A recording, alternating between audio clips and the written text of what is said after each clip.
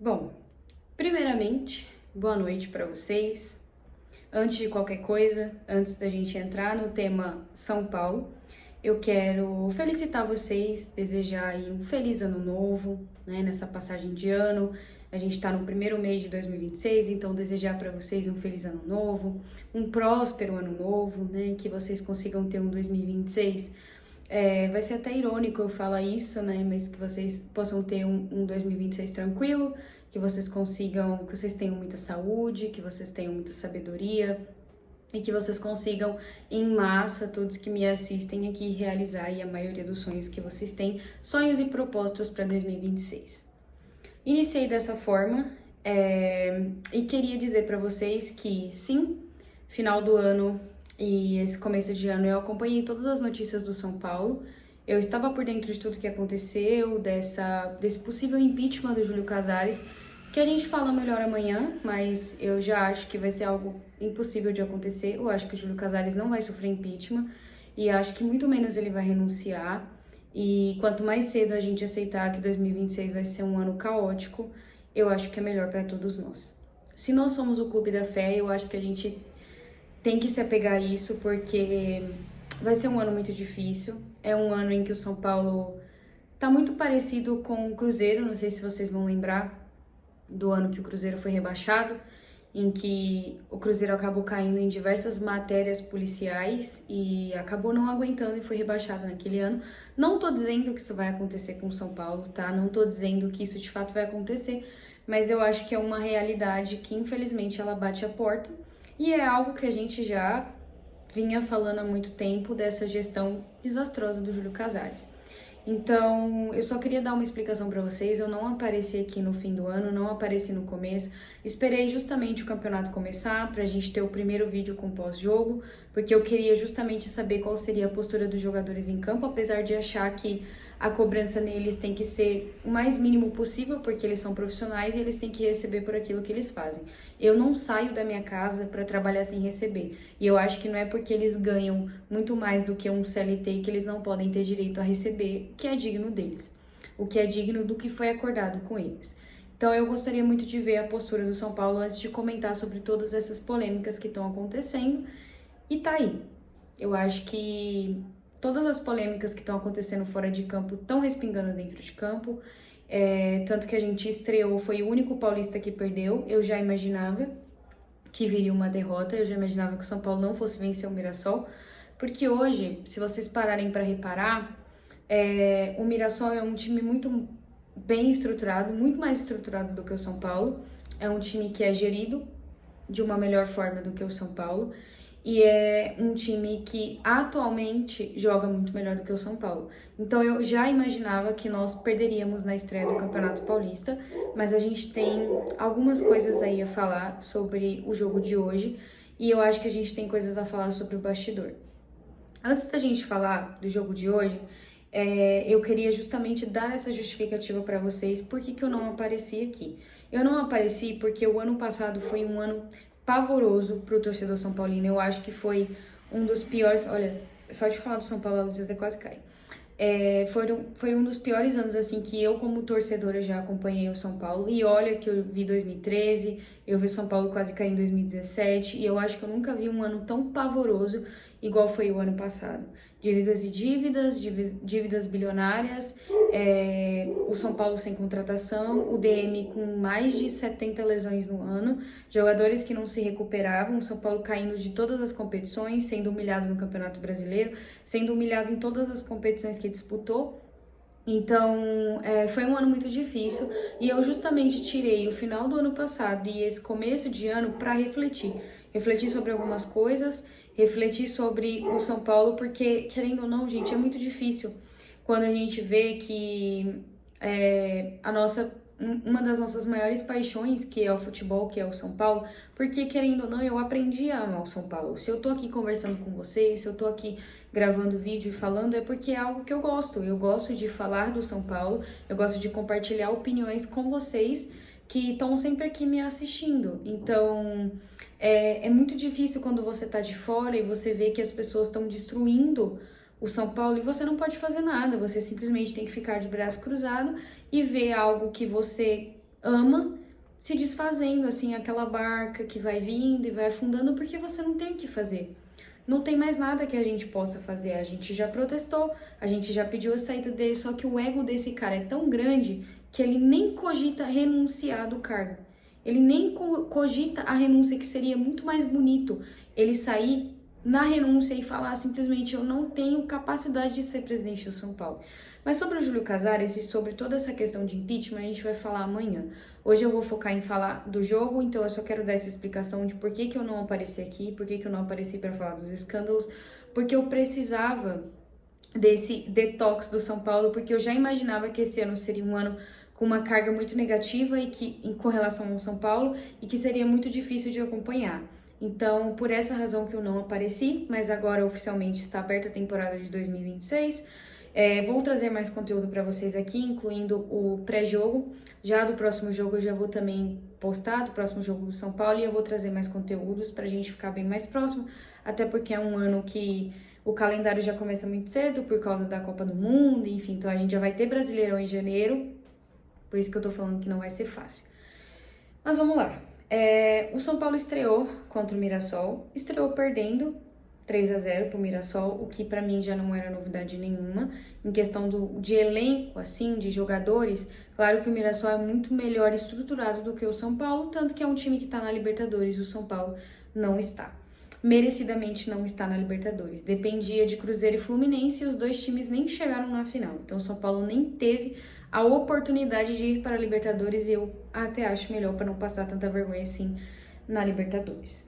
E aí o São Paulo foi enfrentar o Mirassol, basicamente o mesmo time que finalizou ali 2025, sem nenhuma mudança. E também eu quero falar, nesse primeiro momento eu quero falar sobre o Crespo. Eu acho, Crespo, que algumas vezes na vida você precisa abrir mão do seu esquema. Porque não adianta, gente, não adianta você colocar um esquema com 3 zagueiros, sendo que 2 dos seus 3 zagueiros são ruins. O Ferrarese e o Sabino, para mim, é a mesma coisa que nada. Os dois são ruins, os dois não defendem bem.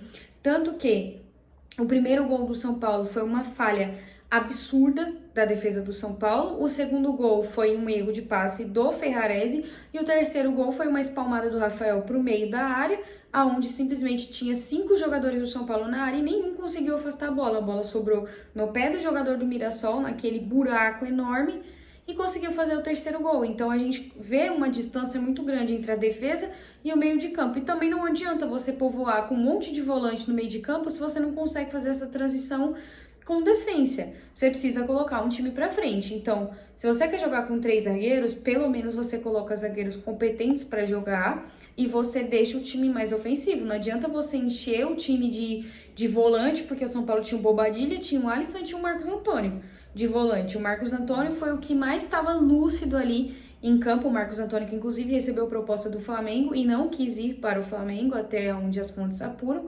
Ele era o mais lúcido ali dentro de campo. Então, o Luciano, inofensivo, o Tapia, inofensivo, jogando mais engessado ali dentro da área, não conseguindo fazer nada. O Cédric Soares, para mim, é uma piada de jogador. Eu não sei por que renovaram com ele, eu não sei por que ele segue sendo titular. Eu não consigo entender inicialmente as escolhas do Crespo. Tá, que ele deu chance pro Nicolas, beleza, eu entendi. Mas você vê que o Mike tá no banco, por que você dá chance pro Cédric Soares, que você vê que ele pode ser tudo na vida, menos jogador de futebol? Não faz sentido, gente, não faz sentido algum. Então, tudo que tá acontecendo fora de campo, obviamente, tá refletindo dentro de campo. Saiu uma matéria que o São Paulo não tinha dinheiro para pagar os jogadores agora em fevereiro, não tinha dinheiro para pagar os funcionários que trabalhavam dentro do CT, para vocês entenderem o nível que o São Paulo tá.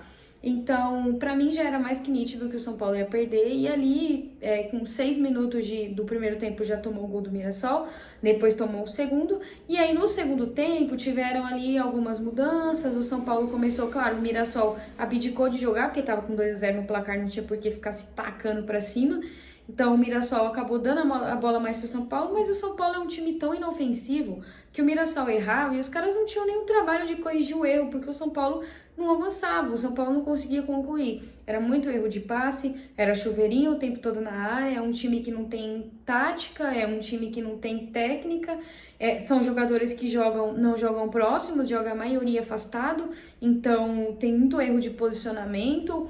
muito erro de transição, muito erro de tudo. Se a gente for ficar citando todos os erros que tiveram hoje, eu vou ficar aqui até amanhã falando com vocês.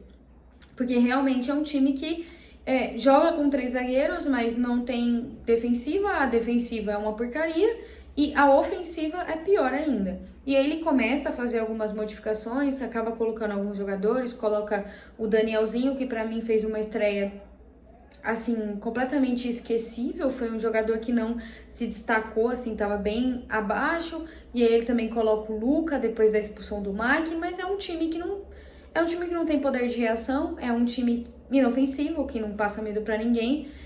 Eu assistindo ali, eu tinha certeza que era muito mais fácil quando tava 2-0, que era muito mais fácil o Mirassol fazer o terceiro do que o São Paulo fazer o primeiro, e quando o São Paulo tomou o primeiro gol, eu já imaginava que não ia empatar e não ia virar e não ia acontecer nada, porque é um time zero poder de reação, é um time completamente abatido. Você olha pra cara dos jogadores assim, se vocês olharem os jogadores do Mirassol, eles super concentrados ali dentro da partida, e os jogadores do São Paulo dando risadinha, risadinha um com o outro, sabe? Fazendo deboche um com o outro, porque a situação realmente tá muito boa pra ficar fazendo deboche um com o outro. Então, ali naquele momento refletiu pra mim o que é a gestão que passa para dentro do campo. E, novamente, eu afirmo, vai ser um ano completamente complicado para o São Paulo. A gente não vai ter jogo fácil no Paulistão. Eu acho que de todos os times, o São Paulo pegou o pior para estrear, que é justamente o Mirassol. O grupo do São Paulo é um grupo muito difícil de jogar.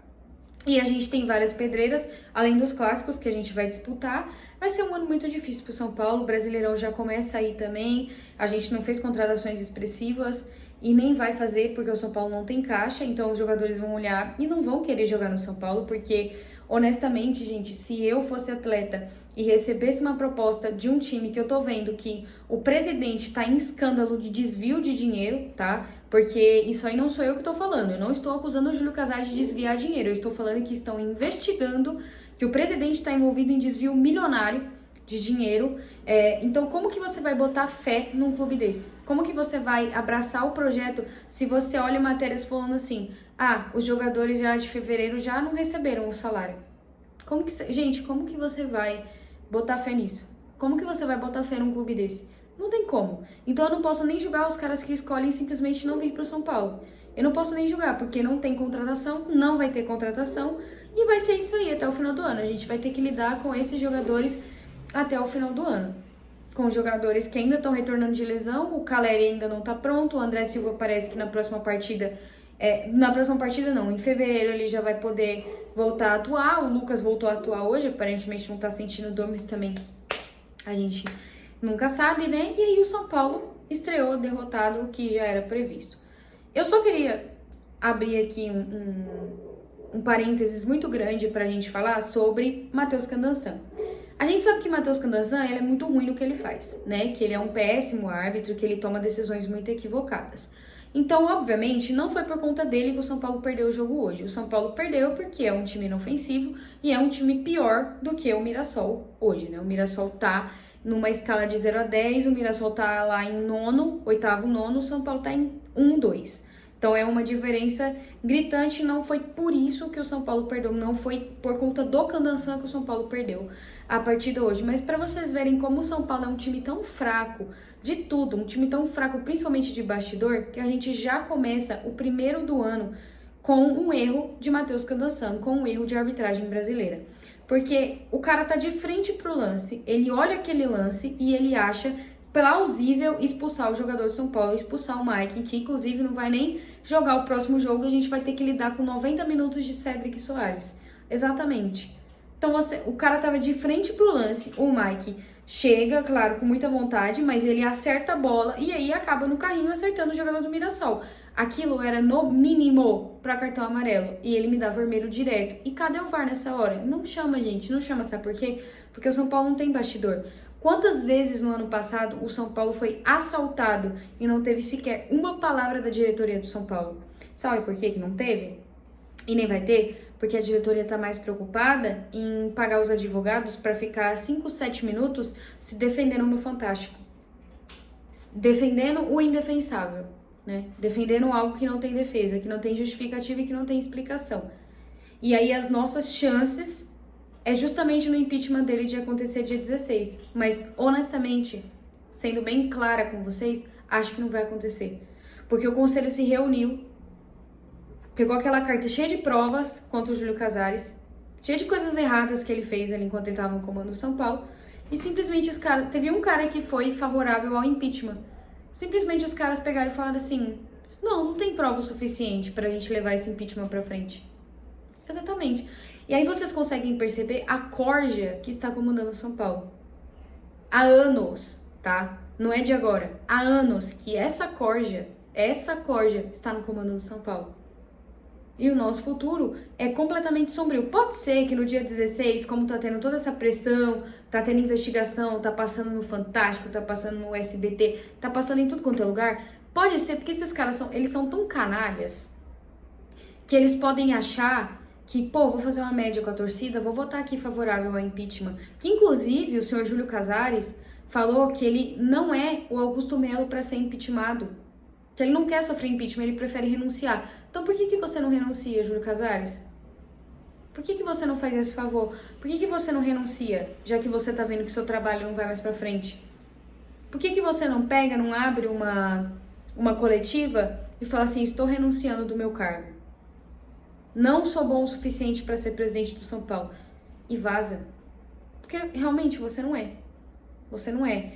E eu sei que o que mais o seu peito tá cheio, assim, é que você quer que no seu último ano de mandato o São Paulo seja rebaixado. O que você vem tentando fazer há 2 anos, mais ou menos, que é rebaixar o São Paulo. Sabe por que você quer rebaixar o São Paulo? Porque eu acredito, tá, uma suposição minha, que você quer que o São Paulo fique tão na merda que venha um cara pra comprar o São Paulo e você vire CEO. É isso que você quer. Você quer se perpetuar no poder. Você quer se perpetuar no poder do São Paulo. Então renuncia. Já que você falou que você não é o Augusto Melo para sofrer impeachment, renuncia do seu cargo.